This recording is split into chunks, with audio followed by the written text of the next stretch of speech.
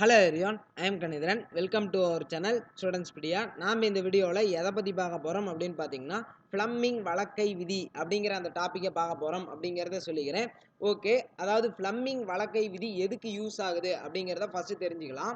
காந்தப்புலத்தில் ஒரு கடத்தி இயங்கும் போது கடத்தியின் இயக்கம், காந்தப்புலம் மற்றும் தூண்டப்பட்ட மின்னோட்டம் ஆகியவற்றின் திசைகளை ஃப்ளம்மிங் வழக்கை விதி கூறுகிறது. ஓகேங்களா? அதாவது காந்தப்புலத்தில் ஒரு கடத்தி இயங்கும் போது அந்த கடத்தியோட இயக்கம், அப்புறம் அந்த காந்தப்புலம், அப்புறம் அந்த தூண்டப்பட்ட மின்னோட்டம், இதோட திசைகளெல்லாம் கண்டுபிடிக்கிறதுக்கு நாம் ஃப்ளம்மிங் வழக்கை விதியை பயன்படுத்தலாம். ஓகே, ஃப்ளம்மிங் வழக்கை விதிப்படி என்ன அப்படிங்கிறத பார்த்துடலாம். ஃபர்ஸ்ட் வந்து பார்த்தீங்கன்னா, உங்களுடைய வலது கையில் 3 விரல் எடுத்துக்கோங்க. பெரு விரல், அதுக்கப்புறம் வந்து பார்த்தீங்கன்னா சுட்டு விரல், அதுக்கப்புறம் நடுவிரல். இந்த மூணையும் வந்து பார்த்தீங்கன்னா இந்த படத்தில் இருக்கிற மாதிரி ஒன்றுக்கு ஒன்று செங்குத்தாக வைங்க. அதாவது வந்து பார்த்தீங்கன்னா இதுக்கு இது செங்குத்தாக இருக்குது, இதுக்கு இது செங்குத்தாக இருக்குது, இதுக்கு வந்து பார்த்தீங்கன்னா இது செங்குத்தாக இருக்குது. அப்போ மூணும் வந்து பார்த்தீங்கன்னா ஒன்றுக்கு ஒன்று செங்குத்தாக இருக்கிற மாரி வச்சுட்டீங்க அப்படின்னா, அப்புறமேல் வந்து பார்த்தீங்கன்னா இதுதான் வந்து பார்த்தீங்கன்னா ஃபஸ்ட்டு வச்சிட்டிங்களா.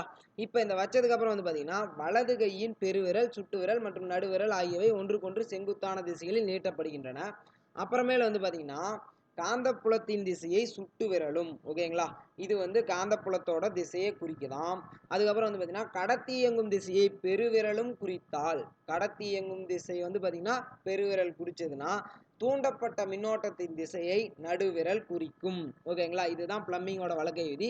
இதை பயன்படுத்தி தான் வந்து பார்த்தீங்கன்னா நீங்கள் வந்து தூண்டப்பட்ட மின்னோட்டத்தோட திசையை கண்டுபிடிக்கலாம். ஓகேங்களா? அதாவது காந்தப்புலத்தோட திசையையும் அதுக்கப்புறம் வந்து கடத்தி இயங்கக்கூடிய திசையும் உங்களுக்கு வந்து தெரிஞ்சது அப்படின்னா நீங்கள் மின்னோட்டத்தோட திசையை வந்து பிளம்பிங் வழக்கை விதியை கொண்டும் கண்டுபிடிக்கலாம்.